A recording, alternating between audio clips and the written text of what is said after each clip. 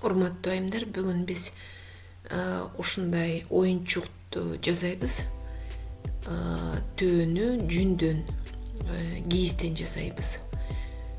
Көрүңүздөрбү, ар кандай өңдөрдү жасаса болот. Ак, күрөң, өзүңүздөр кандай кааласаңыздар, каалагандай өңдөрдү жасаса болот.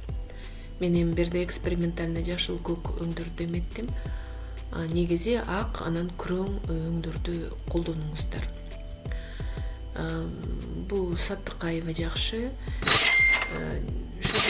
Кийиз жасап алабыз же даяр кийиз сатып алабыз.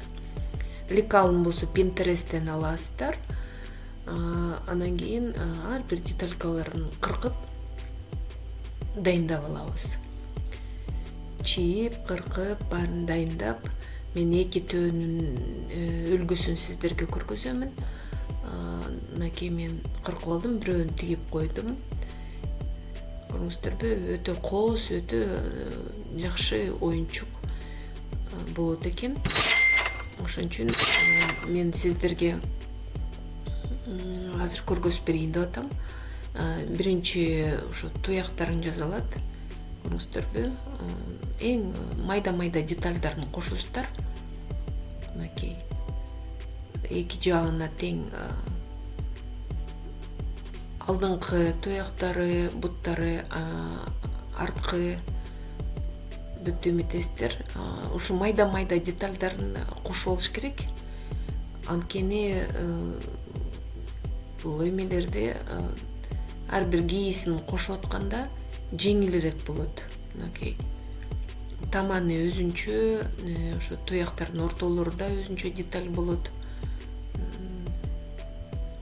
Буттарына чий саласыздар же шпага деп коет, кичине шпага, жыгачты деле салса болот. Кийизге ороп алып туруп, анан жип менен ороп туруп дайындап коюш керек. Мынакей мен азыр кошуп атам. Детальдарын баарын кошуп, үлгүлөрүн кошуп алыш керек.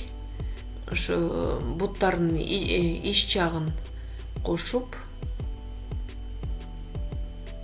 оверлок сыяктуу эле шов менен тигесиздер, оңой эле. Майда детали көп болгондон кийин ошо шовторун сыртка чыгарган жакшы да. Тигилиштерин сыртка чыгарыш керек.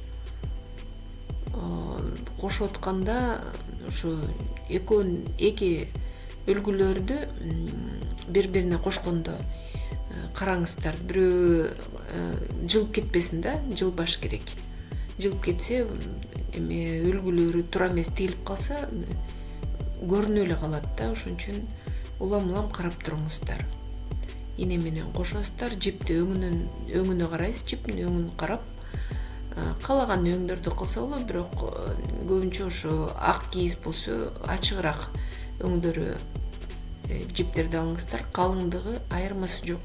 Кандай калыңдыгын алсаңыздар, жиптин ылайыктап өзүңүздөрдүн тегилишине жараша эметтериңиздер. Мынакей эми ошо 2 бөлүк эмелерин баарын эметкенден кийин биз азыр башына өттүк.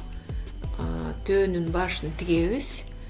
Мынакей ооздору, төөсүндөгү көрүңүздөрбү, бир деталькасы, үлгүсү өйдө жакка кетет.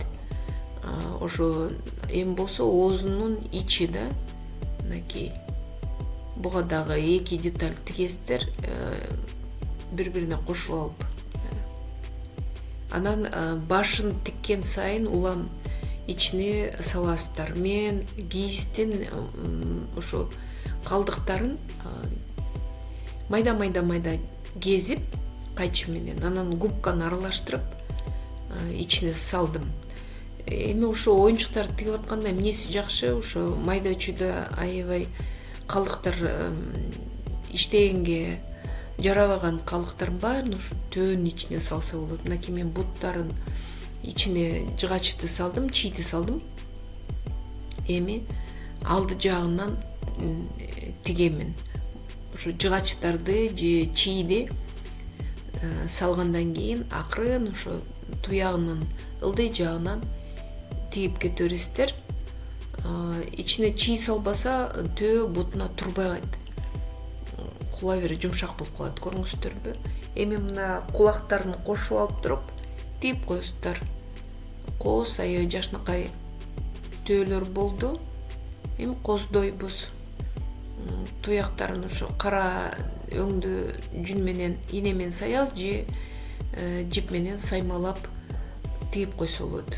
Инеңер жок болсо, ине менен иштебейм, билбейм мындай дегенде эметсеңиздер, жип менен эле акырын кара жип менен эле тийип койсо болот. Муну эми коздоп эле эмтип атабыз да эми. Төөнү эми коздойбуз. Мынакей орусча муну попона деп коет, анын төөнүн үстүнө жапкан нерсе. Эки өңдү алдым. Анан ине менен акырын сайып коздоп койдум, же болбосо саймалап эле койсо болот. Ар кандай түздөгү жип менен саймалап, мынтип төөгө жабып тигип коюш керек. 2-3 жеринен илип койсоңуздар жип менен бекем турат. Мынакей чачык, астына чачык кылып койсоңуздар. Эметтим, төөнү коздодум. Жиптерди да байлап, курсак жагына да жипти байлап, мынакей көрүңүздөр, көздөрүн жасап, ушинтип төөлөрдү коздоп эметтим. Урматтуу айымдар, мага подписка кылып, лайк басып, мен менен кошо менин каналымда болуңуздар. Жакса жазаңыздар.